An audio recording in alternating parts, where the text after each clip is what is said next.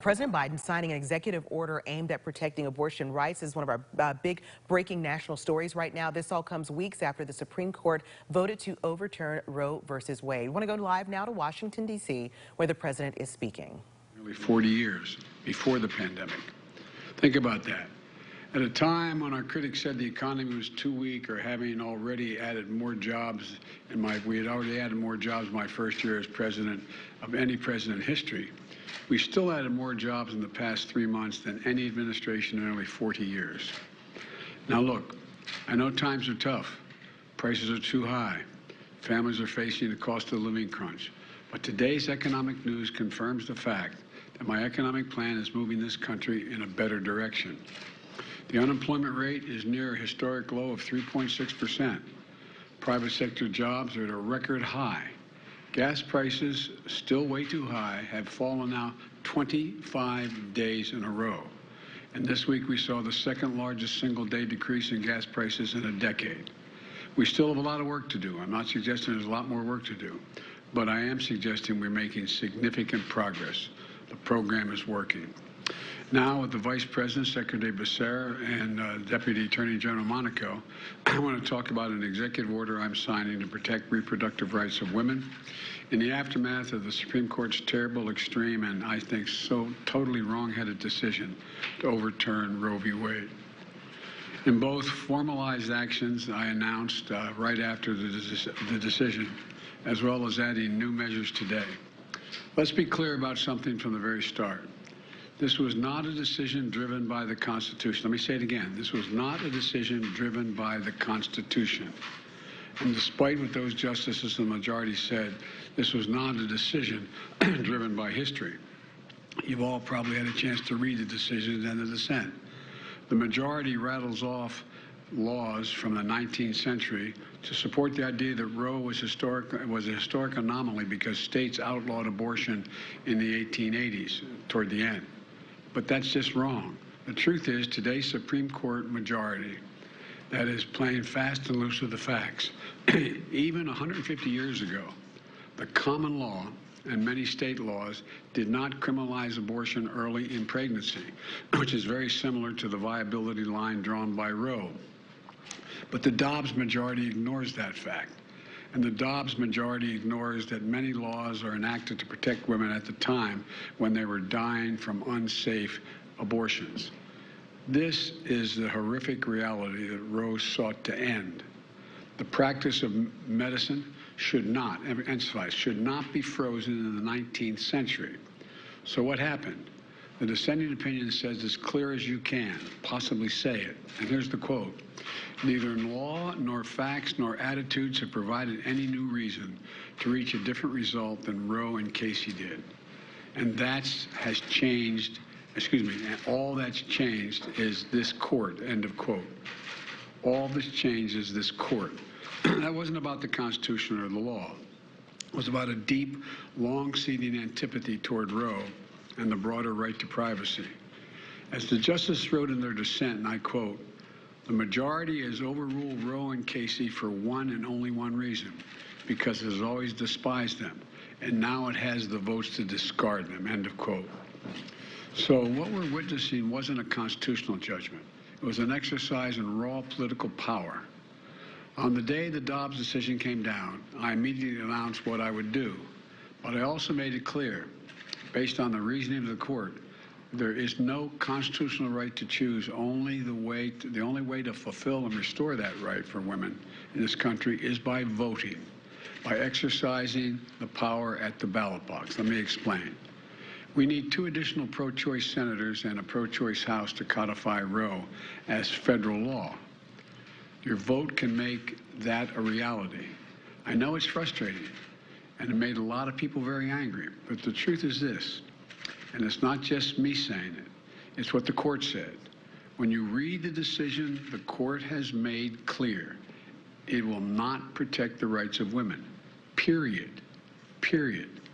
After having made a decision based on a reading of a document that was frozen in time in the 1860s, when women didn't even have the right to vote, the court now practically dares the women of America to go to the ballot box and restore the very rights they've just taken away.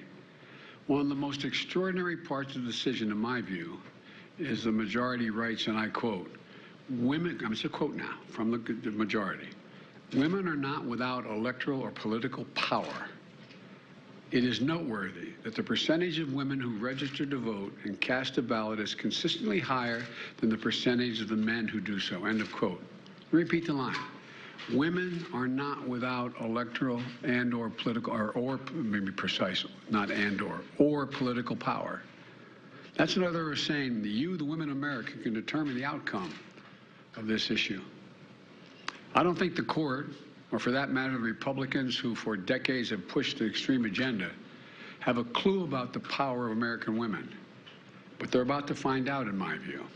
It's my hope and strong belief that women will in fact turn out in record numbers to reclaim the rights that have taken from them by the court. And let me be clear, while I wish it had not come to this, this is the fastest route available. I'm just stating a basic fundamental notion. The fastest way to restore Roe is to pass a national law codifying Roe, which I will sign immediately upon its passage at my desk. And we can't wait. Extreme Republican governors, extreme Republican state legislators, and Republican extremists in the Congress overall, all of them have not only fought to take away our rights, but they're now determined to go as far as they can. Now, the most extreme Republican governors and state legislators have taken the court's decision as a green light to impose some of the harshest and most restrictive laws seen in this country in a long time. These are the laws that not only put women's lives at risk, these are the laws that will cost lives. What we're witnessing is a giant step backwards in much of our country. Already, the bans are in effect in 13 states. 12 additional states are likely to ban choice in the coming weeks. And in a number of these states, the laws are so extreme, they've raised the threat of criminal penalties for doctors and healthcare providers. They're so extreme that many don't allow for exceptions, even for rape or incest. Let me say that again. Some of the states don't allow for exceptions for rape or incest. This isn't some imagined horror. It's already happening. Just last week, it was reported that a 10-year-old girl was a rape victim in Ohio. 10 years old. And she was forced to have to travel out of the state to Indiana to seek to terminate the presidency and maybe save her life. That's last part is my judgment.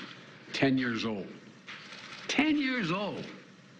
Raped, 6 weeks pregnant, already traumatized, was forced to travel to another state. Imagine being that little girl.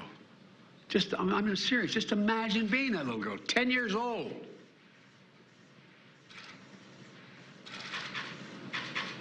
Does anyone believe that it's Ohio's majority view that that should not be able to be dealt with? Or in any other state in the nation? A 10-year-old girl should be forced to give birth to a rapist's child? I can tell you what I don't. I can't think of anything as much more extreme. The court's decision has already been received by Republicans in Congress as a green light to go further and pass a national ban. A national ban. Remember what they're saying? They're saying there's no right to privacy, so therefore it's not protected by the Constitution. So it's left up to the states and the Congress what they want to do. And now my Republican friends are talking about getting the Congress to pass a national ban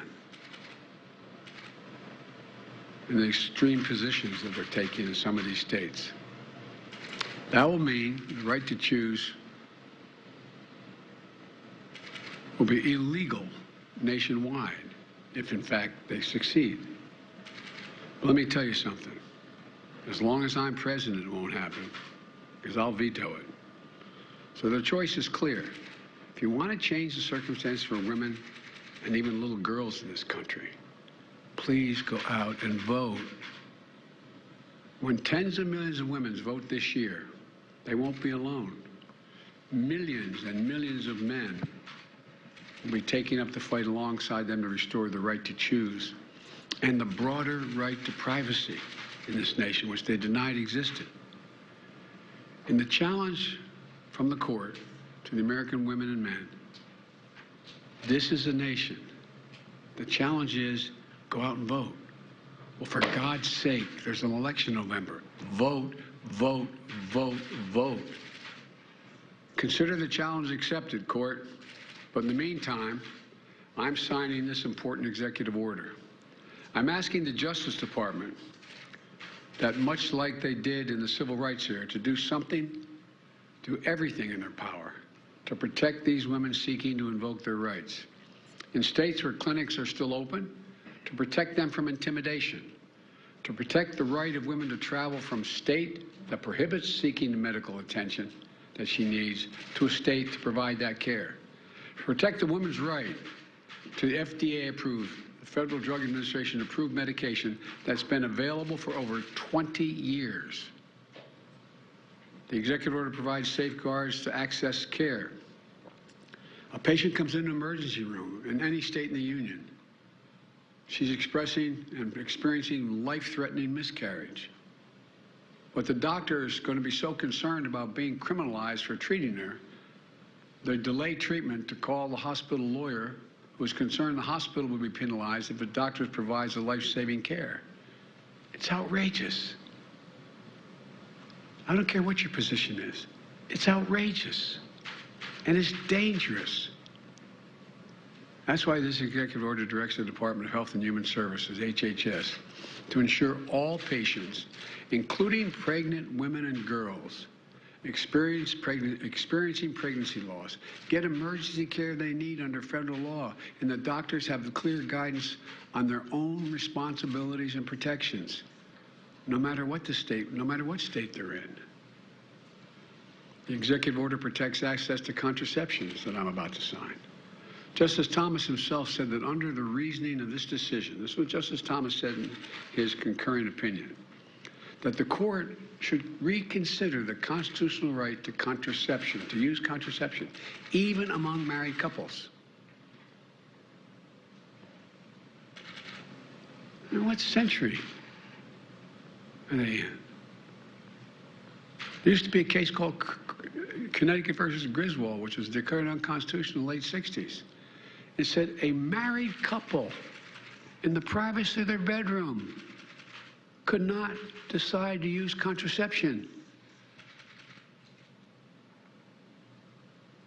Right now, in all 50 states in the District of Columbia, the Affordable Care Act guarantees insurance coverage for women's health services, including free birth control.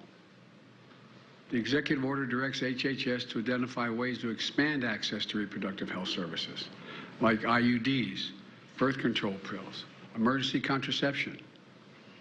And equally important, this executive order protects patient privacy and access to information, which, looking at the press assembled before me, probably know more about it than I do. I'm not a tech guy, I'm learning.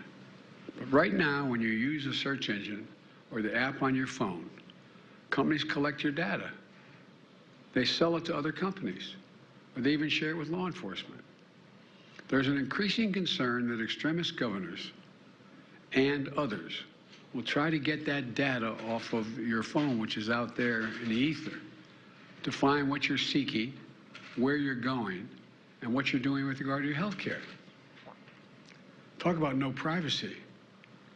No privacy in the Constitution. There's no privacy. Period. This executive order asks the FTC to crack down on data brokers that sell private information to extreme groups, or in my view, sell private information to anybody. It provides private health information. It protects private health information in states with extreme laws. The executive order strengthens coordination at a federal level. It establishes a task force led by the White House Department and the Department of Human Services, focused specifically on using every federal tool available to protect access to reproductive health care. You know, let me close with this. The court and its allies are committed to moving America backwards with fewer rights, less autonomy, and politicians invading their most personal decisions. Remember, the reason of the decision has an impact much beyond Roe and the right to privacy generally. Marriage equality, contraception, and so much more is at risk. This decision affects everyone, unrelated to choice, beyond choice. We cannot allow an out-of-control Supreme Court working in conjunction with extremist elements of the Republican Party to take away freedoms and our personal autonomy. The choice we face as a nation between the mainstream and the extreme, between moving forward and moving backwards, between allowing politicians to enter the most personal parts of our lives and protecting the right of privacy. Yes, embedded in our Constitution. This is a choice. This is a moment, the moment to restore the rights that have been taken away from us, and the moment to protect our nation from the extremist agenda that is antithetical to everything we believe as Americans. Now I'm going to sign this executive order.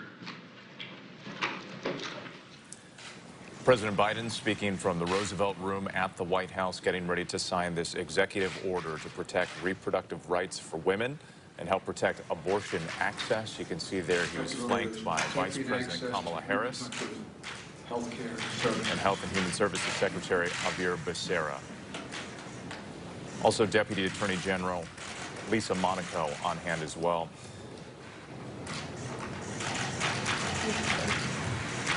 Mr. President, what does Prime Minister Abe last night say about the security situation in Japan? And can you give us an update on your thinking about lifting China tariffs, please? Let me, I tried to put a call in to the present Prime Minister, and he was very late there at night. I'll be talking there in the morning. I'm going to be stopping to sign the condolence book at the Japanese embassy on the way to the CIA.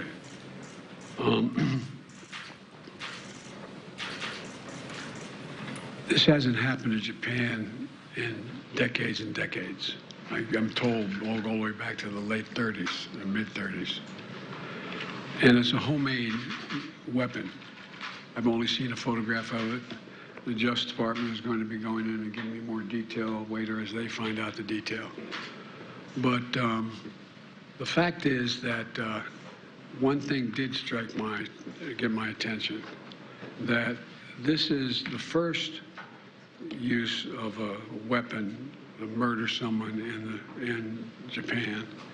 And I think we have thus far have 3,000, I won't hold me to the number, 688, or I mean, between 3,000 and 4,000 cases. They have one.